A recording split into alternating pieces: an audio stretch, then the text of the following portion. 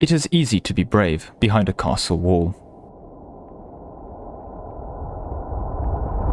I do believe that castles, forts, barricades, citadels, or bastions need no introduction. Most certainly, the idea of building a big structure to keep the bad guys away and then turning that structure into a dedicated building is present in many forms throughout human history. That is a concept that we are all aware of, and at this surface level of analysis one could be tempted to conclude that everything is good. Or so it would seem. Following extensive research, I've uncovered some disturbing realizations, and I feel like it is something that I wish... No, that is an incorrect term. I feel like it is something that is my duty to share with you today. So please join me on this journey. This journey in question, of course, would begin at 3 PM GMT on the 12th of August. As legend goes that on that fateful day, all animals became quiet. A light shone through the skies, and La Chupacabra herself would descend down from the heavens and present me with an early access copy of Europa Universalis 5. A true marvel of a video game, one that, despite my revelations today and the revelations made on any other day, is a video game I continue to enjoy greatly. But alas, a truce was also present within that fateful copy of EU5. See, as one would play the game and get into the 14th century, particularly by the 1450s, you would start to observe the rapid frequent onset of forts. How bad was it? Well, to understand this, we first need to understand that the scope of EU5 is absolutely insane. I can throw around big numbers, and I will later, don't worry, but Cyprus, that's this province, this is Cyprus in EU4, well, in EU5, Cyprus is also one province, but it's a province with 7 locations. One of these locations is an inland province, which also happens to be their starting fort, meaning that Cyprus, the island of Cyprus in EU5, has an inland fort. I hope this at least somewhat communicates the scope of the map. Indeed, another example I like to give is that in EU4, all of Europe, that is England, Ireland, all of France, Italy, all of Germany, Poland, Turkey, and even Russia up to the Urals, well, that contains 827 provinces. In EU5, India, that is the subcontinent, has 861 locations. India in EU5 has more minimally interactable locations than Europe. We shall return to India later, but I think it's an important context when I say that in the older influence patch, the first one that we had access to, by 1450, around 40% of all locations in the world had a fort. Please take a moment, sit down, and comprehend the meaning of the phrase I just said. 40% of all locations in EU5 by January 1450 had a fort on them. What's worse is that of course the AI doesn't also believe in the fort upgrade button, so none of the forts would ever be upgraded. Now I have a theory here, I may be incorrect, I am purely speculating, I do not have the numbers, I do not see the code, this is based entirely on vibes, but I do believe that in the older patch of EU5, the AI had a massive extra weight for building forts on the border with other nations. This would explain why places like Italy and Germany would be covered by forts, I do mean like a blanket, because places like France would have a couple border forts with Spain and some with Germany, but that's about it. I somewhat tested this in The Spectator by observing an AI Spain enter a civil war. A peasant uprising broke out in the middle of the country, which was very quickly crushed. Turns out the peasant uprising was just 12 hungover Spanish dudes who didn't want to come into work that day, but nevertheless, looking at the area, I saw that Spain had ordered the construction of some new forts right next to the revolt.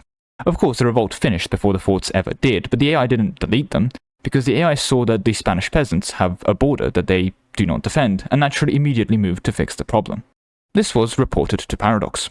Paradox indeed even agreed that a problem happened. The problem was actually quite simple. The AI would spam too many forts. It would reach its expected national fort level, or whatever metric it used internally, and simply never upgrade its forts ever again, past the 1337 castles it built in the 1400s and built them everywhere. So John Paradox decided to enlighten us with his next update. I do not know what was changed, but the truth was revealed to us. In the current influencer patch of EU5, by 1450, practically every single location in the game is a fort.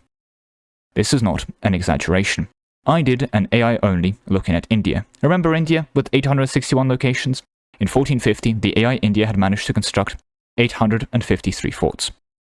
These are real, proper forts requiring 400-day siege ticks without cannons and 200-ish day siege ticks with cannons. I remember, this is EU5. To take a province with a fort, you need to siege the fort. And as you may imagine, the AI was no longer expanding as well. The 853 forts from 861 location figure is made even more impressive when you realize that of the 8 locations that did not contain a fort, 3 were owned by the Maldives, who were a tribe and hence did not possess the technological prowess necessary to construct a fortification, meaning that instead their provinces had barricades, aka level 1 forts instead. and 3 of the provinces in India which did not have forts were also uncolonized. Zooming out from India and looking at the world, well, the fort map mode had simply replaced the colonized provinces map mode.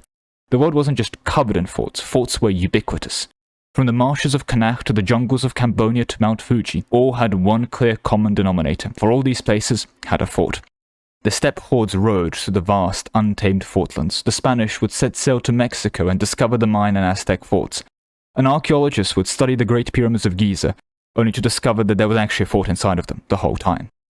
At first, though, I was angry. I was sad. I was disappointed even. How could EU5 make such a grave error, such a misrepresentation of reality? Oh, what a naive fool I was. You'll excuse me for my ignorance, because after continuing to play EU5, the truth was made clear to me. John Paradox had a message, for you see, it is reality itself that was lying to me. EU5 was correct. In the real world, everything, and I do mean everything, either has or is a fort. Armed with the truth, and seeing EU5 for the perfect representation of reality that it was, I unlocked the secret ability to play past 1837. There, I saw Novgorod scientists in 1960 send the first person into the Mariana Trench, the deepest point on the planet. Unfortunately, the crew would be unable to return. They had located a fort at the bottom of the Mariana Trench, and unfortunately did not have enough time to siege it, meaning they were dead due to the zone of control and their oxygen running out. Undeterred, Ottoman scientists would in 1969 be able to leave the planet and land on the moon, ending the decade-long Cold War between Finland and Korea.